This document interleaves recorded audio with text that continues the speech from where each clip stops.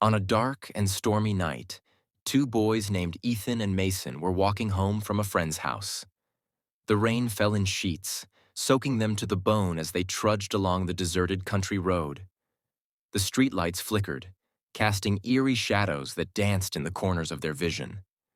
"Maybe we should have stayed until the rain stopped," Ethan said, his voice barely audible over the roar of the storm. "Too late now," Mason replied, shivering as a gust of wind sent a chill through him. "Let's just hurry up." As they continued down the road, a strange feeling crept over them. The world seemed to close in, the darkness pressing in from all sides. The sound of their feet splashing through puddles was the only thing breaking the silence. Suddenly, Mason stopped dead in his tracks. "Did you hear that?" he asked, his eyes wide with fear. Ethan strained to listen, but all he could hear was the rain pounding against the asphalt. "It's just the wind," he said, trying to reassure both Mason and himself. But Mason wasn't convinced. "No, it was something else, like footsteps." Ethan laughed nervously. "Come on, man, you're just spooking yourself." They started walking again, but Mason couldn't shake the feeling that they were being followed. He glanced over his shoulder, but the road behind them was empty. After a few more minutes, they came to a fork in the road. The left path led through a dense forest, while the right one continued along the open road. The forest path would be quicker, but it was darker and much more foreboding. "Let's take the shortcut," Ethan suggested, already heading towards the trees. Mason hesitated. "I don't know, Ethan. It's pitch black in there." "It's fine," Ethan called back. "We'll be home in no time." Reluctantly, Mason followed Ethan into the woods. The trees loomed over them like giants, their branches creaking in the wind. The rain seemed to grow heavier, the drops cold and sharp as they hit their skin. As they ventured deeper into the forest, the sense of unease grew stronger. The path was barely visible, swallowed by the shadows of the towering trees. The only light came from occasional flashes of lightning, which illuminated the twisted branches above them.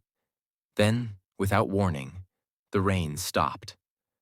The silence was deafening, broken only by the sound of their own breathing. Mason's heart pounded in his chest as he looked around.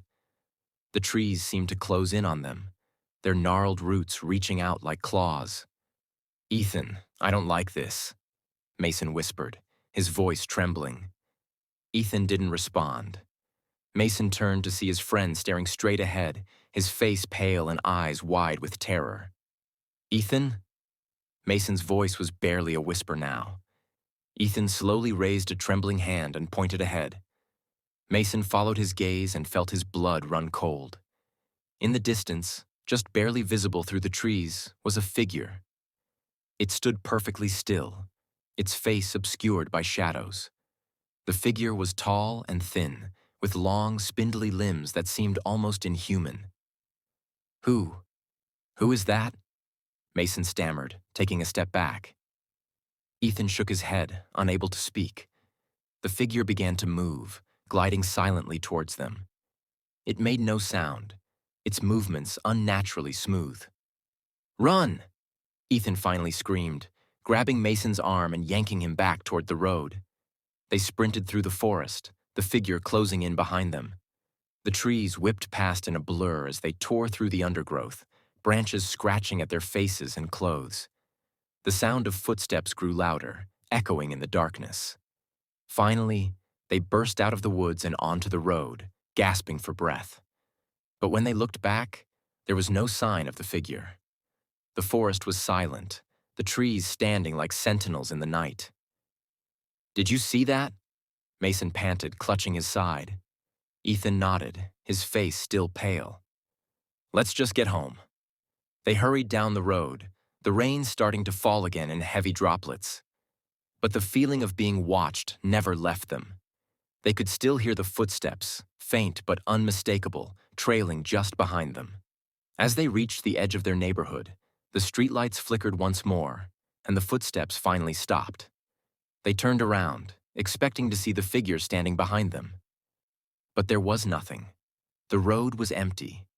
Relieved but still shaken, The boys ran the rest of the way home. The image of the shadowy figure burned into their minds. Neither of them spoke about it again, but they both knew they would never forget that night. And every time it rained, they couldn't help but feel that someone, or something, was still out there, watching them.